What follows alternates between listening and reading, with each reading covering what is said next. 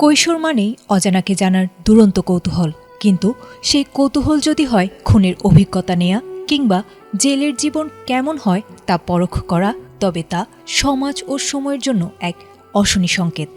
নারায়ণগঞ্জের ফতুল্লায় এমনই এক রুদ্ধশ্বাস ও অবিশ্বাস্য ঘটনা ঘটেছে যা আধুনিক অপরাধ বিজ্ঞানের ধারাকেও হার মানিয়েছে।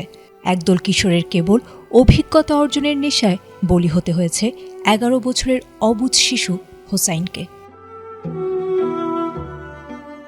সোমবার দুপুরে জেলা পুলিশ সুপারের কার্যালয়ে আয়োজিত সংবাদ সম্মেলনে এই রোমহর্ষক হত্যাকাণ্ডের নেপথ্য কাহিনী উন্মোচন করেছেন পুলিশ সুপার মোহাম্মদ মিজানুর রহমান মুন্সি। জানা গেছে, 18 এপ্রিল নিখোঁজ হওয়ার পর 23 এপ্রিল ফতুল্লার দাপা ইদ্রাকপুর এলাকার এক পরিত্যক্ত বাড়ি থেকে হোসাইনের মরদেহ উদ্ধার করা হয়েছে। পারিবারিক সূত্রে জানা গেছে, হোসাইন তার বাবার সাথে শহরে ফুল বিক্রি করত। তদন্তে উঠে এসেছে এক গা শিউরে ওঠা চিত্র। সাইফুল, তানভীর ও ইউনুস নামের 3 কিশোর মিলে পরিকল্পনা করেছিল তারা জীবনে একবার জেল খাটার অভিজ্ঞতা নিতে চায়, আর সেই লক্ষ্যেই তাদের প্রয়োজন ছিল একজনকে হত্যা করা। পূর্ব পরিকল্পনা অনুযায়ী তারা একটি পরিত্যক্ত বাড়িতে অস্ত্র লুকিয়ে রেখেছিল এবং হোসাইনকে গাঁজা সেবনের প্রলোভন দেখিয়ে সেখানে নিয়ে গিয়েছিল।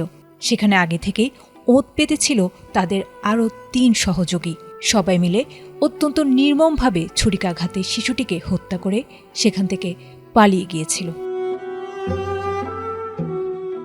পুলিশ অভিযান চালিয়ে মূল অভিযুক্ত ইয়াসিন সহ মোট 6 জন কিশোরকে ইতোমধ্যে গ্রেফতার করেছে। এদের মধ্যে 4 জন মামলার এজাহারভুক্ত এবং বাকি 2 জনকে তদন্তের ভিত্তিতে শনাক্ত করা হয়েছে। গ্রেফতারকৃত ইয়াসিন আদালতে 164 ধারায় দেয়া জবানবন্দিতে অকপটে স্বীকার করেছে তাদের এই ভয়াবহ শখের কথা। পুলিশ হত্যাকাণ্ডে ব্যবহৃত ধারালো ছুরিটি উদ্ধার করলেও এখনও একজন পলাতক রয়েছে বলে জানা গেছে।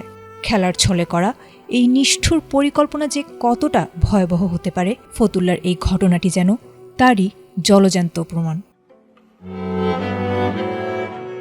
আয়েশা আক্তার, এটিএন বাংলা।